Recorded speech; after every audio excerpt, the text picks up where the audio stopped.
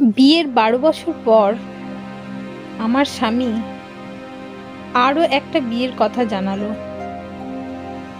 আমি আয়নার সামনে বসে নিজেকে দেখছিলাম। আমি তখন 35-এর কাছাকাছি একজন মহিলা। আমার চুলে অল্প পাক ধরা শুরু হয়েছে, মুখের চামড়ায় টান ধরা শুরু হয়েছে, শরীরে অতিরিক্ত মেদ তৈরি হয়েছে।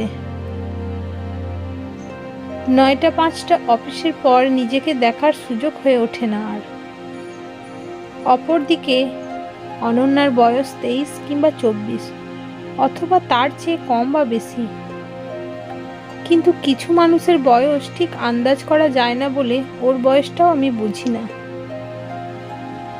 আমার মেয়ে নুহার জন্মদিনে প্রথম দেখলাম মেয়েটা সুন্দরী, আমার স্বামীর অফিসের নতুন সঙ্গী।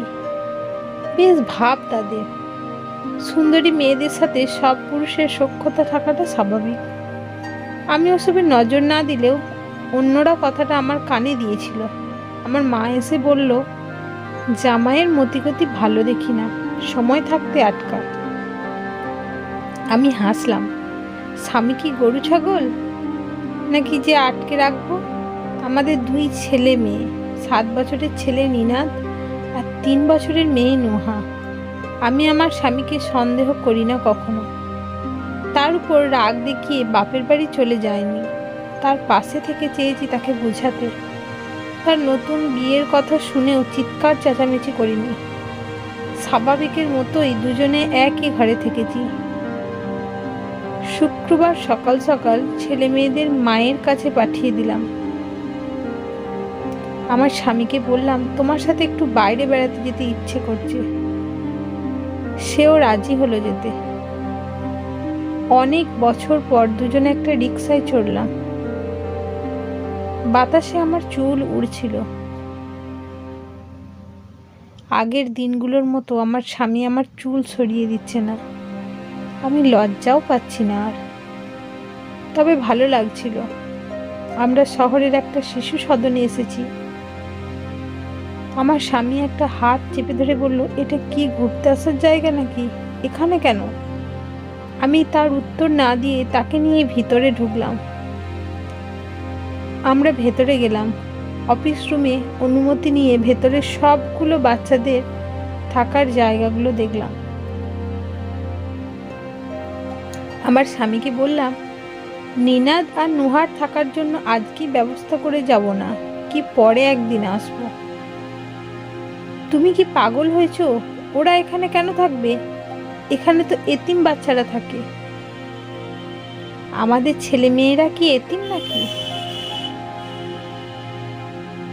তুমি আরেকটা বিয়ে করলে আমি কি বিয়ে না করে বাচ্চাদের নিয়ে থাকবো? আমার বিয়ে হলে আমার স্বামী কিংবা তোমার বউ নিশ্চয়ই আমাদের বাচ্চাদের দেখবে না। তাই আগেই ব্যবস্থা করে যাওয়া ভালো। ভেতরের পরিবেশ তো দেখলেই। বাসায় গিয়ে জানাবো, এই রকম পরিবেশে আমার ছেলেমেয়েরা থাকবে এটা আমি কখনো চাইনি আর চাইবও না। বাসায় চলো। আমি আর একটু বাইরে ঘুরতে চাই, পার্কে যাব। আসো। পার্কের বেঞ্চে কাপলদের ভিড়। শুক্রবার মেলা বসেছে মানুষের। আমরা মাঝবয়সী মানুষের জন্য পার্ক নয়। আমাদের এখানে আগের বয়সের মতো বসতে পারি না। একটা খালি মতো জায়গা দেখে বসে পড়লাম। মহিমা, তুমি আর একটা বিয়ের কথা ভাবছো? আমাকে জানাওনি তো। তুমি যখন জানালে তারপরেই ভাবলাম। আমার বয়স তো বেশি নয়, সবে মাত্র 35। এখন বিয়ে করলে তাও সমাজ মানবে, পরে আর মানবে না। বাকি জীবন একা থাকা যায় নাকি? তাই ভাবলাম। তুমি সত্যিই চাও আমাদের ছেলেমেয়েরা শিশু সদনে থাকুক? ওরা আমার কাছে থাকবে। আমি অনন্যাকে সব বলবো। অনন্যা তার নতুন সংসারে আমাদের ছেলেমেয়েদের নিয়ে থাকবে বলে আমার মনে হয় না। আর ছেলেমেয়েরা আমাকেই মা হিসাবে চেনে। তারা অন্য কাউকে গ্রহণ করতে পারবে বলে মনে হয় না। এতে ওদের মনের উপর চাপ পড়বে। তার চেয়ে বেশি ওদের কথা মাথা থেকে বাদ দিয়ে চলো দুজনে নতুন সংসার নিয়ে ভাবি। তুমি কি পাগল হয়ে গেছো? কি সব ভাবছো তুমি? এই যে বাচ্চা মেয়েটাকে দেখো, ফুল বিক্রি করছে। আমাদের ছেলে মেয়েরাও একদিন এসব করবে। বাবা নতুন বিয়ে করবে, মা নতুন বিয়ে করবে, ওরা এই রাস্তাঘাটে থেকেই মানুষ হবে। বাবা বিয়ে করে আলাদা সংসারে থাকলে মা একা ছেলে মেয়েদের মানুষ করতে পারে, তবে এই ছেলে মেয়েদের মানসিক কষ্ট তো কম হয় না। আমি এসব করতে পারবো না। তুমি তো মা, মায়েরা সব ত্যাগ করে। কেন বাবারা করতে পারে না? আমার স্বামী সেদিন চুপ ছিল। আমি তাকে আর প্রশ্ন করিনি, শুধু বলেছিলাম সময় নাও, আমাকে জানাও। তারপর বিয়ের 30 বছর পার হলো। আমার স্বামী আর দ্বিতীয় বিয়ের কথা বলেনি।